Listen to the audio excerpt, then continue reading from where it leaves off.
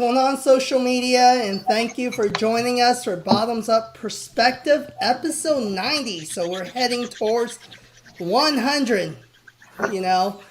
So today we have our special guest is one of Jeremy's friends. So I'm going to let him introduce New friend. this guest. So go ahead, Jeremy. No, why don't you just let him in and let him introduce himself? Because Okay. he needs to lead his own narrative, right? Since that's what he's trying to preach today. Perfect. All right, here we go. Hi everyone. Good You to see can all of introduce you. yourself. Jeremy refused to introduce you. Oh man. Okay. My name is Ryo. I have been in the media industry for 20 years with Singapore's national broadcaster. But then, because I was dealing mainly with TV, and people are saying that there's a declining industry, right? So, but I realized that even though the tools have changed, right, we are using a lot of digital ones nowadays, but the concepts are still the same. So I came out to do my own thing, and I now help brands to direct their narratives so that they can win hearts, plant ideas, and inspire actions. See, much better narrative than I would have been able to do. So why not? Let's hear yours now. What would your narrative be, Jeremy? Me? Come on, no. The spotlight's not on me today. Maybe later. I don't have one.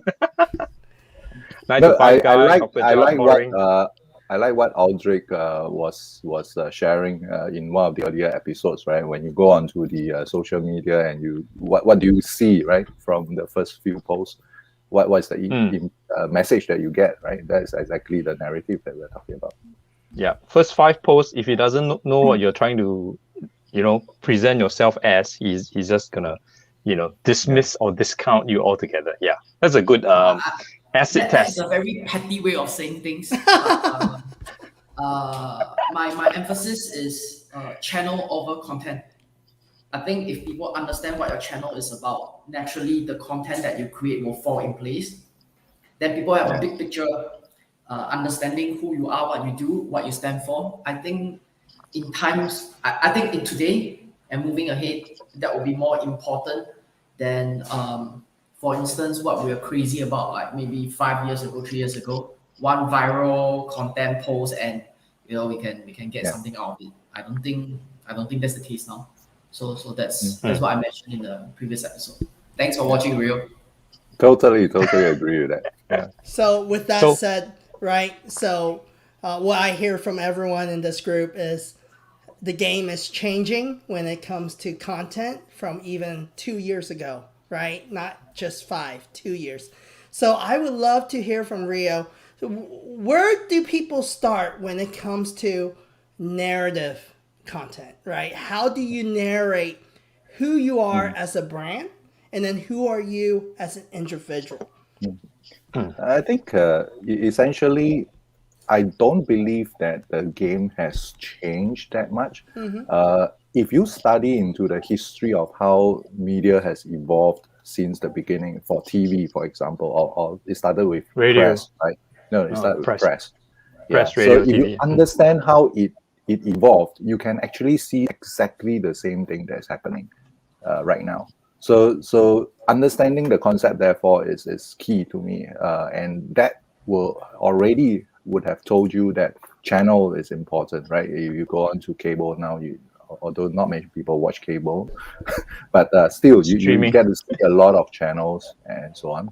Yeah, but coming back to Kevin's question, I think the key point is this. Research has found that emotionally connected customers the lifetime value is worth more than 2 times those of highly satisfied ones. So in other words, if you are more emotionally connected, you buy more, you visit the website more, you recommend the brand more, and so on, right? So I like to always tell the story of how the purchase decisions are actually 95% subconscious rather than rational. So when my wife pick up a bag while she's shopping and asked me like, "Hey, is this nice?" all husbands will Try- know it's a trick question, right? Try- Because the real question is not whether it's nice or not, but they are trying to get the justification for them to buy, right? She already liked the bag when she picked it up, right? No, So you shouldn't be. I'll interpret as the question is not the question is more of can you pay for this? Are you sure they're asking you? Yeah. Are you sure? Essentially, we all know, right, that you shouldn't be answering whether it's nice or not, but you should be answering things like, oh, I think that fits well with your wardrobe now, or it works well for the work that you're doing. That provides the justification. So when we buy things, we tend to actually make the decision emotionally and then justify it with rational. So that is why I think it is important for us to understand narratives, because there's a researcher that says that, do you know we all have this superpower that can transfer what's in our minds into another person's mind. It sounds like in this my favorite movie, right? Inception. Right? And we all have that power. That power is called storytelling. It's very interesting because that power is called getting possessed. No, I'm joking. Yeah, but he's a neuroscientist, right, researcher, and they found that when the audience is actually listening intensely to your story or watching the story, the brain waves actually align themselves. So they call it neural entrainment. Where the person is connected with you, the brain waves actually go aligned. And I thought that's really fascinating. And we already know, the power of storytelling, but we now have the science to back it up to say that, hey, this is real stuff. It's just not just some fluff that we are talking about, right? So the key, therefore, is when you tell a story for your brand. What is the problem that I keep seeing every time I look at advertisements and so on is the brands always wants to be the hero. They are always talking about how good their brand is, how good their products is, and so on. And that is totally wrong, because when somebody watches a movie, for example, they like to project themselves into the movie, especially into the lead role, the hero character, right? I mean, it's still Chinese New Year right now on the 10th day. I remember when I was a kid, every Chinese New Year is a ritual for us to go and watch Jackie Chan's movie. And Yes. as a kid, after watching a Jackie Chan movie, I'll be coming out of the theater, jumping up and down, finding every railing I can find, and then, doing somersaults and stuff like that, because I felt like I can conquer the world, right? Because I projected myself onto the hero's role. Okay, so the problem right now with brands is, if the brand tells a story as if they are the hero, then what is the audience going to project themselves onto? Right? If the brand is the hero, then go ahead, just shout your own thing. I'm not going to be connected with you at all. We'll be the villains. No, this is very interesting, Ryo. You brought up a very good point, right? So I own a digital marketing agency, and we talk about this a lot, right? And we run into a lot of branding coaches that follow the whole idea of, you're probably familiar with the whole idea of story brand, right? But in story branding, the way the method works is the brand is always the hero, right? And this is what a lot of brand coaches are teaching people. Like, hey, how do you position your brand as the hero? So I love what you're saying, because I always saw a problem in that myself, because I didn't agree with that, because when you're watching a movie or reading a book, it's exactly what you said. You want to put yourself in that role. I want to be Spider-Man, and that's why, like, Batman does so well, right? Because it allows you to, hey, I don't have to be a superhero. I can be wealthy and, and fight crime, right? Same thing with Iron Man, right? Because they technically are not mutants, or they don't have superpowers. They're just rich, right? It's the reason why Superman has gone down in popularity. because nobody could be born in Krypton and go through the yellow sun and whatever in order to become superhero. But Iron Man and Batman gives us hope. If I can get my hands on that suit, my God, I can be Iron Man too, right?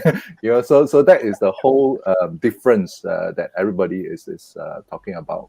Yeah. No, Okay, can I at this point can I ask a question? I mean, really just for the sake of the audience as well, and for myself. So because we have gone through terms like storytelling, story brand. How is that different from narrative marketing? Is there a difference, and how?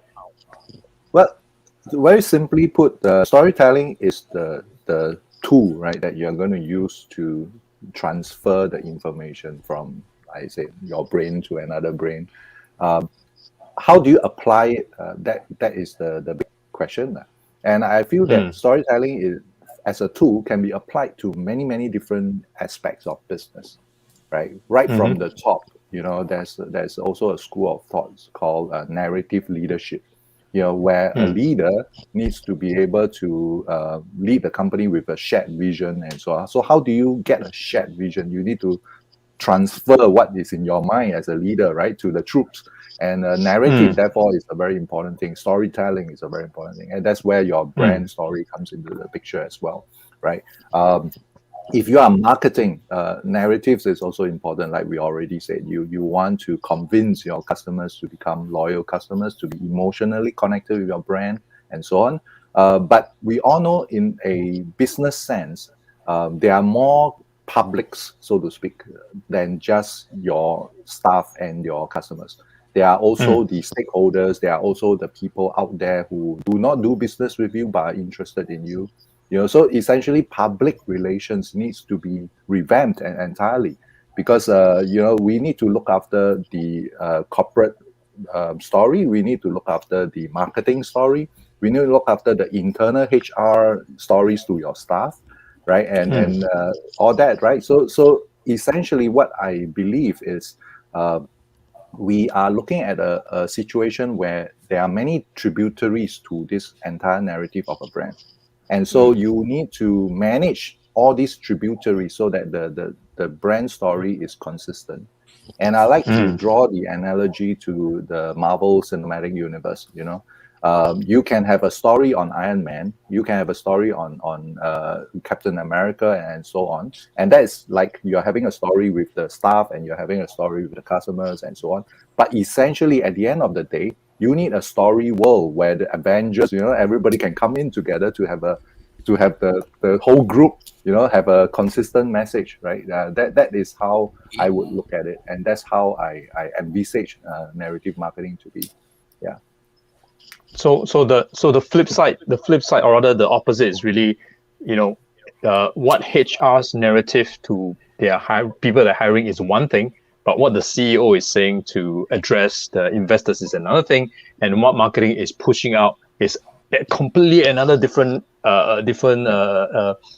branding or story, and all the narratives are different, and that's where you get into this hot mess of what you are not trying to advocate, right? Because right now, anybody with this thing over here, can be a content creator, right? So if your company is going to shout one message and then treat their employees wrong, or ask them to do something behind their backs that is not very ethical, all the employee need to do is to go out onto Facebook or whatever social platforms that they are saying, and just blast it out and say that, wow, this company, are not honest, right? And that's the end of your narrative. Just need one. In the past, where the media platforms are very controlled by a few powerful people, you can control the narrative. Just listen to the main mass media and you get your message, right? But right now it's different. Right now there's a democratization of media, right? Everybody has a voice. And that's why it is so difficult. And I always say it's impossible to control your narrative now. You can only manage it, right? You design the so-called story world for people to flourish in it, and you try to manage by nudging them towards a certain direction. But you can't force people to say things, right? Nobody will believe it. Yeah, interesting. So I have a question. So we have a lot of viewers who are more in the SME space. Where should they start if they're looking at creating content? What do you recommend so that their narrative is they're building into this Marvel universe, right, for their own brand? I would say we it's a bit cliche, but you always start off with your purpose, your why, right? That tells people why are you in the business in the first place, right? What is this story about? When we talk about creating a story, we create a setting, right? And that is essentially introducing this brand and telling people what it's all about, and therefore you design that setting for people to come in. Say, hey, for example, I'm in this business because I want to help people with this problem, and so that they can become a better person, or so that they can relieve their pains in this area and so on. So you actually define that world already. So if you don't have that pain, you don't come into my world, because I'm not addressing you, so to speak, right? So you start by designing the boundaries in that way, right? Then the next thing I think is important is for you to understand the entire customer journey, right? Because a lot of times when we talk about advertising, we tend to focus on the tail end and say like, hey, please buy, right? But we know the customer journey is a long drawn thing, and if you think of the customer journey, when we talk about awareness, consideration, decision, and all that, that is actually matching with the storytelling 3x structure of attracting, engaging, and then giving the resolution, right? So essentially you can actually match the customer journey with your story structure itself. Yeah, so that's where I think people can start to come up with different stories. Then you will know that at different stage of the customer journey, what is the messaging that you need to come out with, and it will always be consistent, because you know the whole setting and so on that you have designed. Yeah. So I think for the audience that you're watching later, or if you're watching right now, one thing that's very important is, okay, why is kind of a cliche, right? Because a lot of people say, hey, understand your why, or no. But I do think you have to understand why you're in business. Yeah. What's the founder story? And I think a lot of people go out the gate when they start either in coaching, business, any type of entrepreneur, venture. They start with what kind of product I have and find the customers, and let's ROI, right? Money, right? And they don't do the homework prior to starting the startup or venture and understanding why are we here? What are we about? And so I always say, without a mission, you're just blindly navigating, trying to hit a moving target, because there's really no target, right? So you really don't know why you're doing it. Besides, every business owner, majority of small business owner, you ask them why, it comes down to, I want to make money, right? At the end of the day, I want revenue, And it's funny because 8 out of every 10 business I talk to, the owner's like, well, the most important is revenue, right? Which is a reality, because you got to pay the bills, you got to pay the employees. But as we do these exercises as an agency, when I onboard them and I dive deeper, there's always a reason why the founder started that business. Yeah. Either they were really upset with their corporate job, or they didn't see how the previous place they were at, the product could be better. Or, hey, I have a sister who's disabled, and I want to do something for society and change the way things are. So it always goes deeper. Yeah. But most owners don't sit down and write down those things, right? Because right out the gate is survival. How do I survive, right? How do I pay the bills? Yeah. So I really challenge, if you're a startup or a business owner thinking about starting a business, Write some of those things down. Start looking deeper into, hey, why am I doing this? And you hear this a lot, find your tribe. I really think if you have the correct narrative, the right client starts coming to you.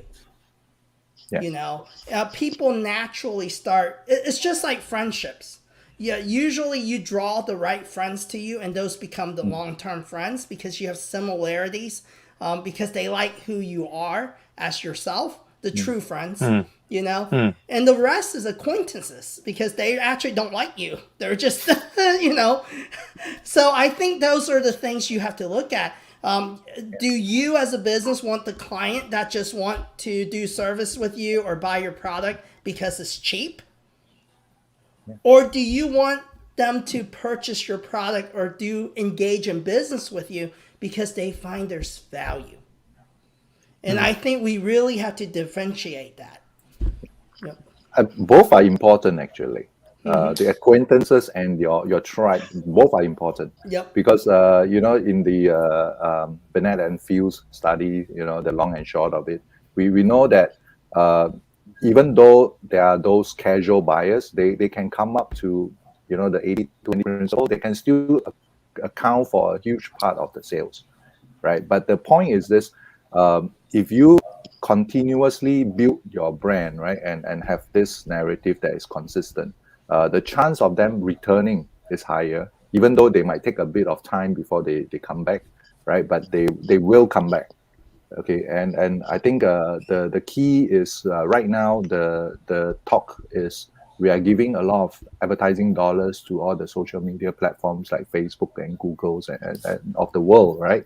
So brands are beginning, the bigger brands actually, they are beginning to say, hey, can we start to look at private domain traffic? And this is huge in China right now, where I built my own world, so to speak, and my users who love me so much come into this world. They can have everything, they can find everything, and including purchase, payment, content, and stuff like that, and they don't have to leave.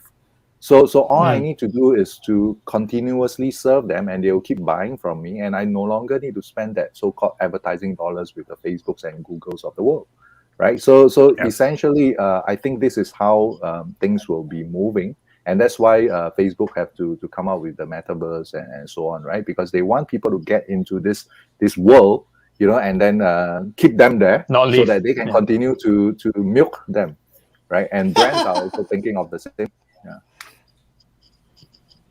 Yeah, this China thing, I think you're referring to all these WeChat programs, WeChat channels that all these followers, and they get their serving of the brand's offerings, news, content, latest bargains, latest exclusive, whatever not they're trying to sell, and they really do have a captive audience, and it's direct to consumer, direct to customer. They don't have to go through any of these, Googles and Facebook and any other advertising media. So I think you're right. That's really been going around for quite a while, and I think we should not underestimate that kind of a community building, or whatever you want to call it, loyalty base building. If you think about it, it's not new. What happens when you ask people to sign up for your newsletters? Yeah, right. Essentially, you're trying to get their leads, and you're trying to get the emails and all that. But think of it as, hey, if you join the tribe essentially is your private traffic domain, right? I mean, private domain traffic, right? So if you can start to serve this tribe in that way, whatever tools that we're using. The difference is, of course, in China, they have the WeChat is really, I mean, Tencent Group is powerful, right? Yeah. The entire ecosystem is within WeChat.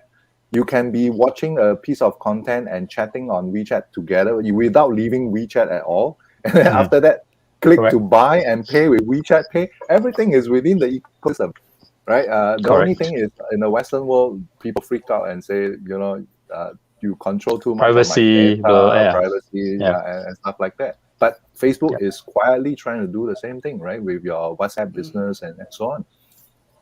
Correct. So I think this is very interesting because when you said, hey, we've been doing this for a long time.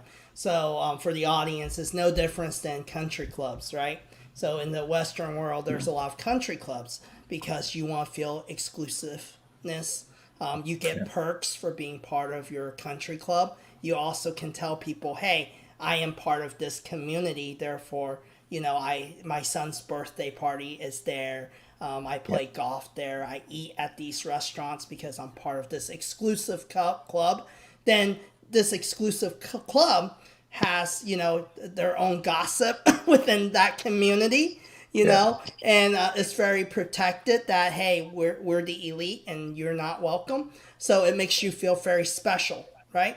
And I think definitely social media is moving into more that direction because you're seeing community of things alike. Hey, I like NFTs, so therefore there's a community. Hey, I like gaming, and then it drills down to specific games. I'm a Fortnite fan or a Minecraft fan. So, and you see it too within children, and the new social. I wouldn't say social media channels, but they get into these community of groups of kids that like certain things, and they have these groups now for even kids in the Western world, right? Yeah.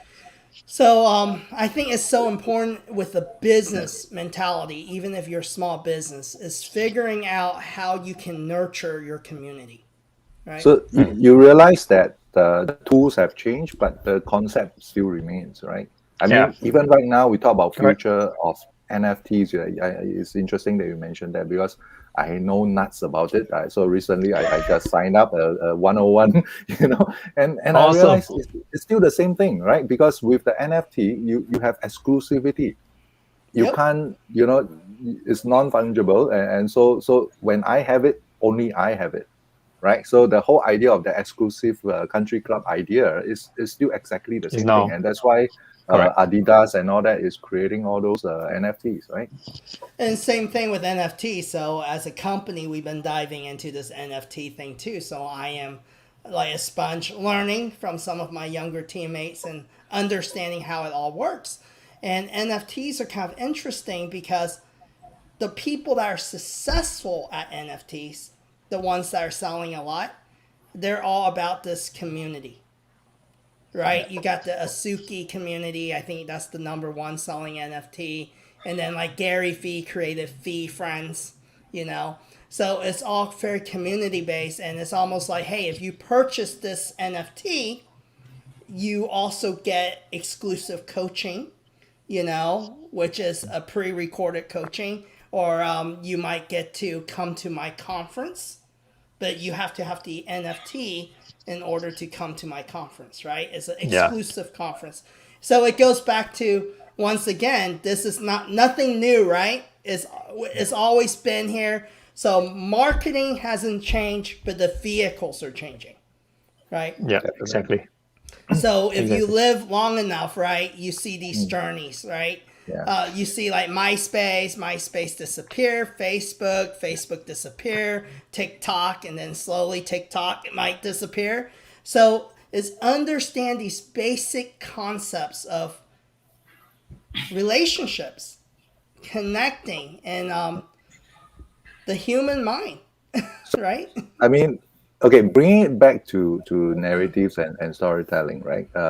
I was looking at the history, and you know that when it first started, the printing newspapers is expensive business. All right, and they want to get the news out to many people, but very few people could afford to buy a newspaper when they were first printing newspapers, right? So the win-win solution, or rather win-win-win solution, was advertising, because advertisers want to reach the masses and they don't have the vehicle.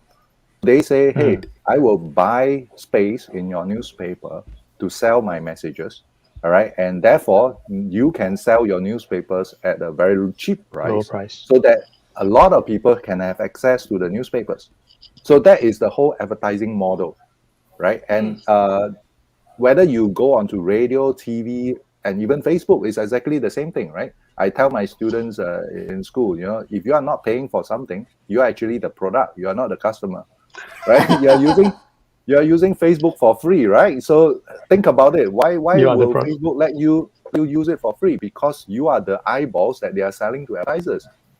right? So essentially, you are the product, you are not the customer, right? So the whole concept remains. And if you think about it, what was not working back then is because advertising works when you disrupt people viewing content, right? You want to disrupt them and tell them that, hey, watch my message first because I'm paying, and hopefully you'll buy my products after that, right? And viewers hate that. Why would I want to watch a show and then be disrupted by advertisements, right?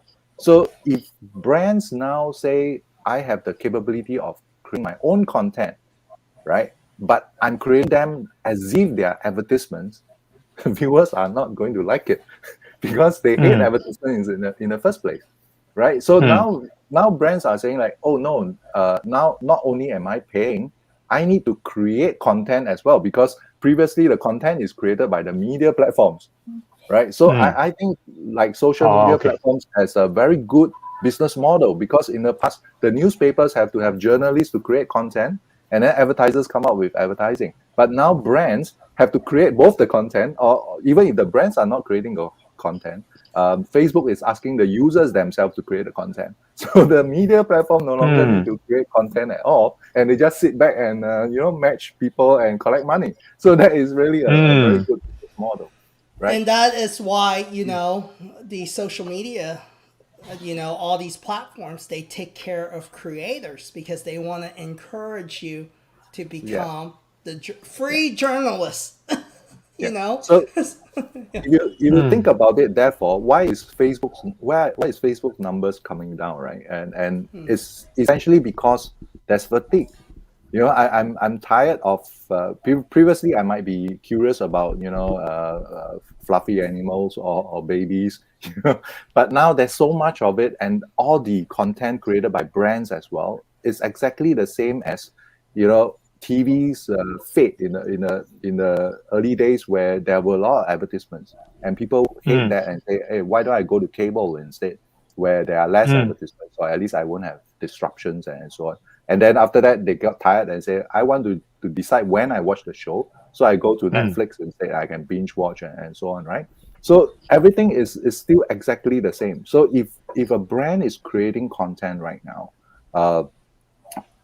I predict that the trend is we will move towards the minimalist, because people are already too fatigued with all this content, right?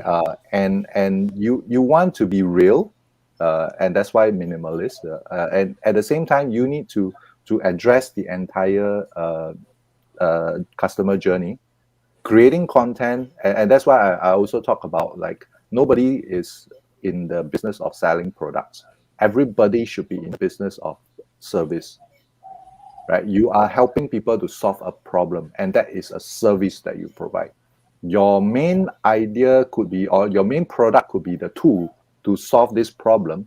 But if you don't include the part about how you deliver the tool, how you help them to use, how you let them know beforehand what is their problem and so on, it is not a complete service, right? So if you look at the whole customer journey and satisfy the entire journey, that is a service, right? And now if you start to create content to educate people, to teach them how to use and so on and so forth, even after sales service, and things like that, you are then able to create content within that world that we were talking about, and that they will love you and they will continue to be your tribe, because you are serving, helping them to solve their problems, right? That is exactly why, if you go into any Apple store, if it's 2 levels, one level will be dedicated to seminars, teaching you how to use, for you to come back for free workshops on how to use their tools. Therefore, you have the cult of Apple. Yeah. No, this is great. So you're exactly right. Ryo. And I think people overcomplicate it, right? So how many of you, Jeremy, I know you have children, and I think Ryo, you said, you have children as well? Nope. Not yet? Okay. So example would be like, is it Ryan's toy review. Toy review, right? If you think about how it all started, right? the narrative is really it's just a kid and his dad and they play with toys, right? No. Is the dad wanting to monetize the kid? Yeah, but he used his narrative where the kid's playing. It's nothing special. It's just him playing with toys. And think about it. It solved a child's problem. You know? So they start watching it and they get consumed. It wasn't about selling toys, right? But then they help, you know, brands like Walmart. They're pushing a lot of toys out because of Ryan, you know? So I think that's important. No, Go ahead. You see, that's what exactly Ryo pointed out in the beginning, right? The children watch Ryan and they project themselves as Ryan playing the toys. Therefore, they would want to buy the toy.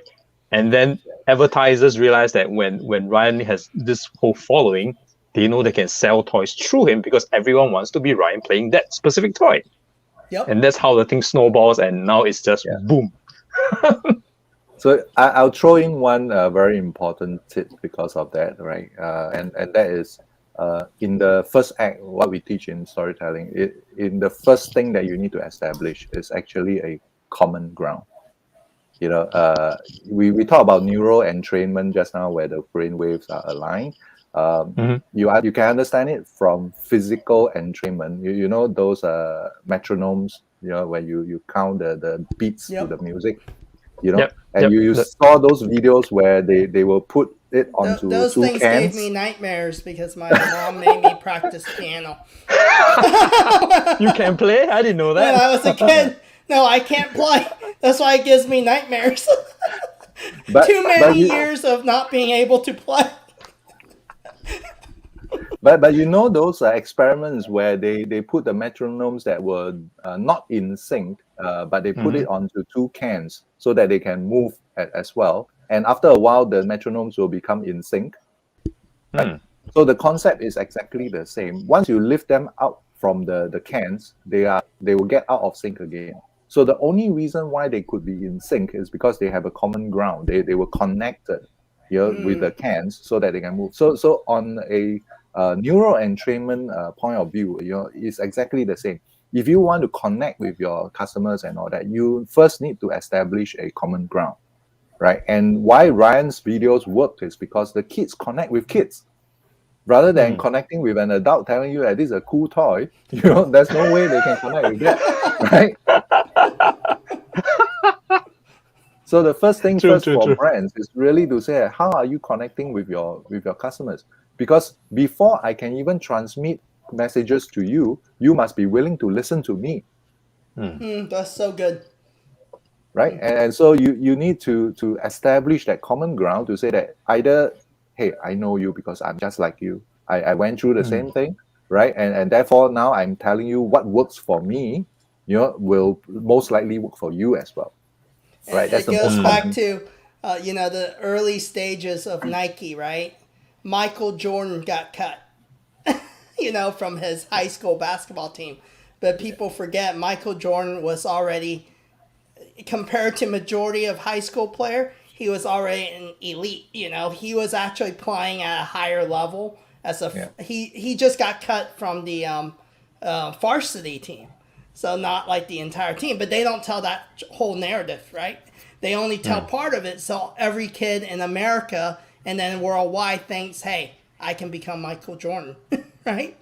If I get a pair of Air Jordans. Yep, exactly. Yep. Correct. Correct. Yep. Yep. And I think, well, you know, what you're saying is so true because you see that same narrative marketing within all the successful brands like Starbucks, right? You know, it's the same thing. I can relate. It's a cup of coffee that I can make at home, and it's part of that community. You know, I have Starbucks. I'm drinking Starbucks, right? The main point I always want to raise is the narrative is not being transmitted only via your advertisements or your videos. It's actually everything, right? Especially for Jeremy, you know, in retail, the experience when you walk into the retail store, that is all part of the narrative, right? Correct. And even Yep. after you buy a product and you go home and you can't open the packaging because the design is so lousy, that is also part of the narrative, right? Yep. If Correct. it's so difficult to use, even though it can solve my problem, you are not, providing good service, so to speak. Yeah, that's true. And Eldrick, I think you can relate to this too. I think we utilize techniques like this in sales as well, even in just selling, right? Because in a way, we are relating to whoever we're trying to sell to. They tell you, hey, you have to mirror your audience. And then a lot of times, the successful salespeople, they're actually creating a narrative. And by the time you're done, you sit with them, you don't even know why you're going, yep, I want to sign here. There's no really selling because they're so good at it that you feel there's a need, They already know, So. I'll tell you an expensive story. I got, well, I don't want to believe that I was scammed, but I think I was. Conned. I was walking. Don't worry about it. I was walking down the old town street in Warsaw when I went on a holiday, and I happened to be separated from my wife for some reason. I was alone, right? And this young, pretty girl, came up to me, and there are many sales lessons in her pitch. It was excellent, well rehearsed, well scripted, everything. The first thing she said was, "I think you are the person I'm looking for." So notice there's no question mark. There's no question mark. It is a statement. So first of all, how do you respond, right? You'll be thinking, do I know you? Who are you, right? And then the next thing she says is, "I'm looking for a hero." So she's not the hero. The biggest She mistake instantly, is to Yeah, so allow she- her to say the second sentence. yeah, You break- exactly. But the point is, I No, have biggest chance- mistake. His wife walk away. No, but you think about it. The pitch is such that the first sentence didn't give me a chance to say no because it wasn't a question, right? So that's why I went into the second the mistake where they allow her to say the second sentence and say, "I'm looking for a hero," And first of all, males being males, our ego straight away. Okay, how can I help you, right? So straight away. What does that mean? It means I have accepted that role as a hero, right? I have already put on that role when I say, "How can I help you?" Right?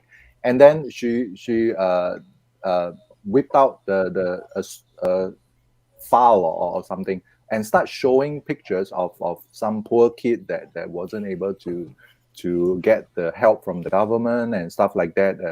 And finally, they say that asking for donations. Right, and she take out a transparent box where there are already some money inside there and ask me to donate. Right, and you look into the box, you find that it's not loose change. It's notes. It's not coins. And then by then, because I've already allowed her to do the whole sales pitch, right? I need to be consistent with the image of a hero that I've already accepted in the beginning. Right? Ooh. What kind of a hero will not donate after listening to that story? You go from hero to zero straight away. I'm very good at throwing my cape They away. will not follow the story.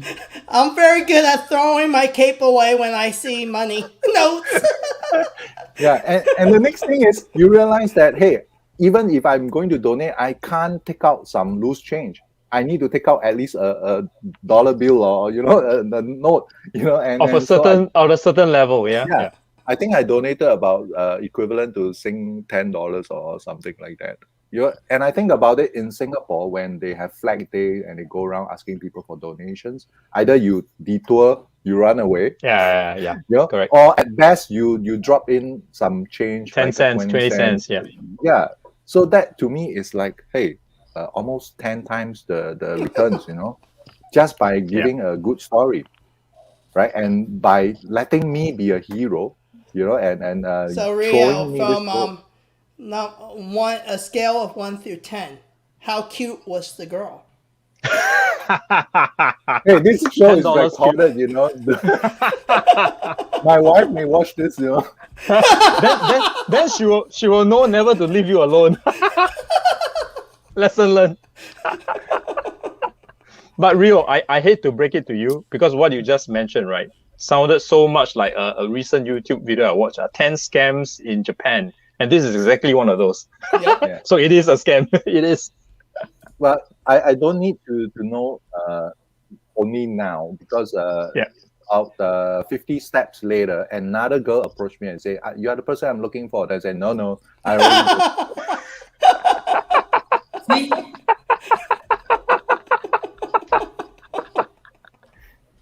Then she'll go and say that, are you the hero? Then I say, no, I'm not. I'm a poor hero, a poor villain. Poor villain. I'm the victim.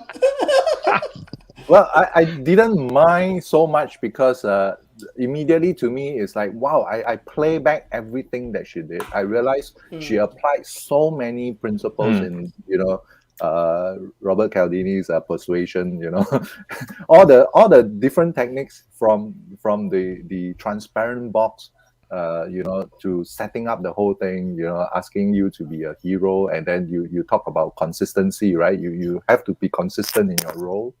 There are so many sales techniques that is involved in that whole pitch. It was brilliant. I mean, but most school fees.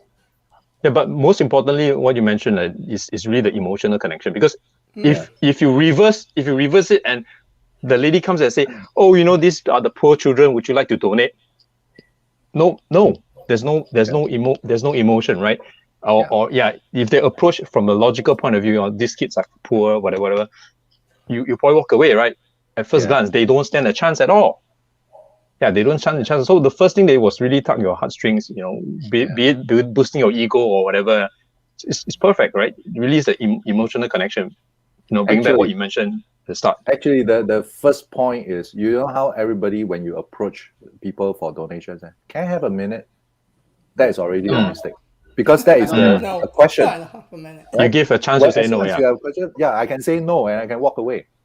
Right, and that's why I said every single thing was scripted. It was definitely scripted by a pro, and they were definitely trained psychologists to rehearse the whole thing. It was so professional. The whole delivery was so professional.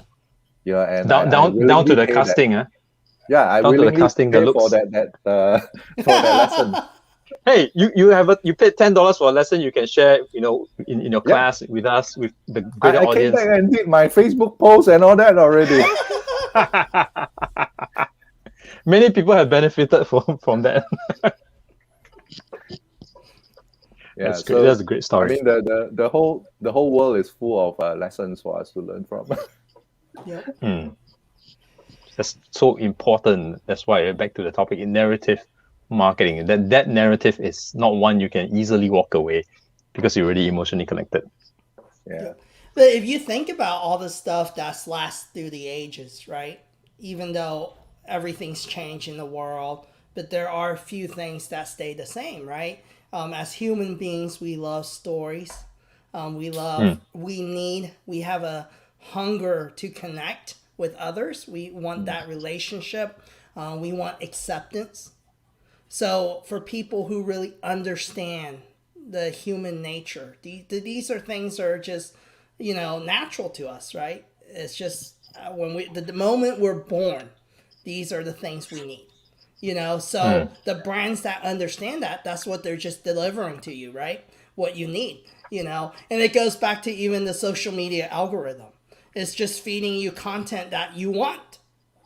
It's what you're asking for, based on what you're reading, what you're clicking on, it's what you see. So it makes Kevin Kwok feel really good at the end of the day after spending, several hours at work looking at the computer, the content that's coming through, it makes you feel good. Dopamine, right? Yep.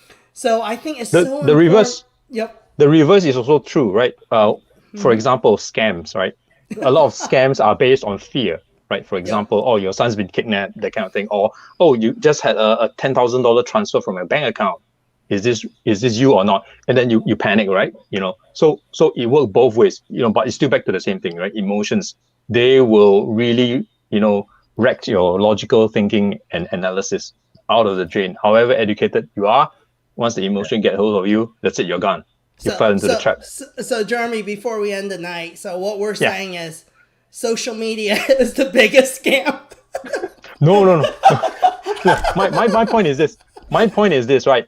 Scamming is a growing industry, and they have the best people at really, this narrative marketing in terms of capturing your emotions, be it fear, joy, ego boost, whatever it is. I think that's my point. Yeah, maybe I should switch an industry.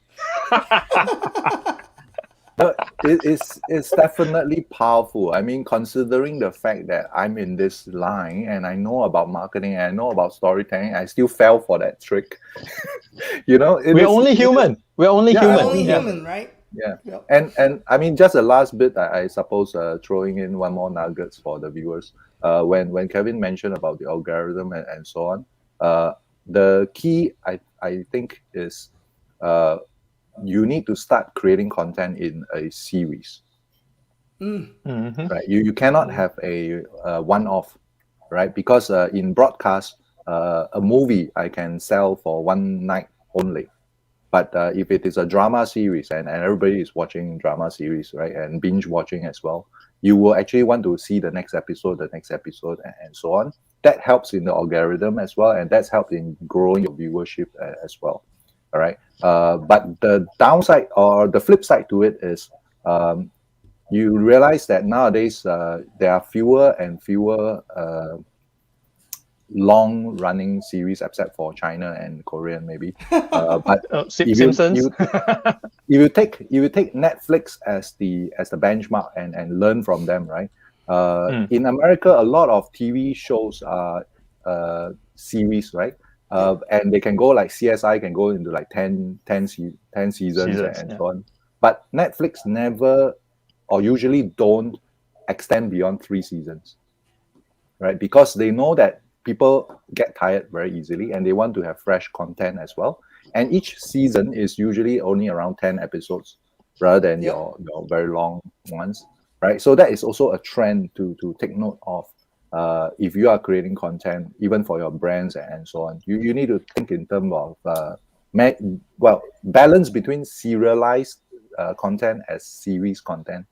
All right, and this is great. I mean, you are moving towards episode 100, but maybe it's time for a think of how you can refresh this and break it down into shorter series instead, right? And talk about, let's say, maybe each quarter there's an emphasis.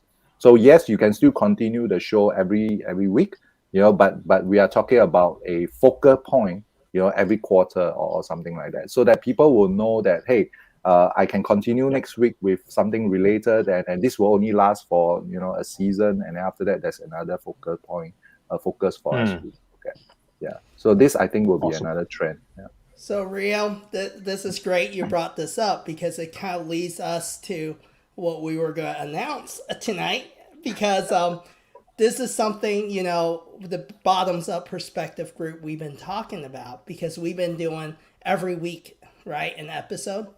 But now we're wanting to deliver more value to our audience.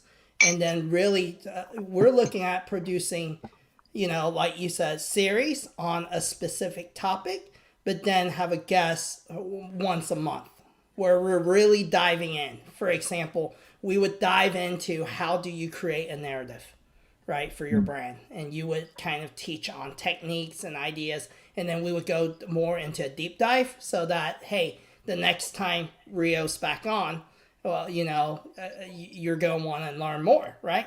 And I think this is so true, because you see it in the YouTube world, right? The YouTubers that are doing it so well, you're like, oh, I want to see this technique, how they create this video, we do production at our agency, and sometimes our guys watch YouTube, but then the videographer, he shows how his product looked with the lighting, and then he ends.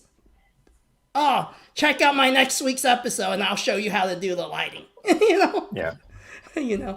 And so it's a great point, because I think it's so true. The way we digest content, it's like, even when we read, right, we want those cliffhangers.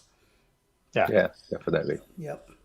So, the really good series will end with a cliffhanger. You straight away binge watch and jump to the next one without thinking, oh, I gotta sleep. No. When you think about sleeping, that's when you fail.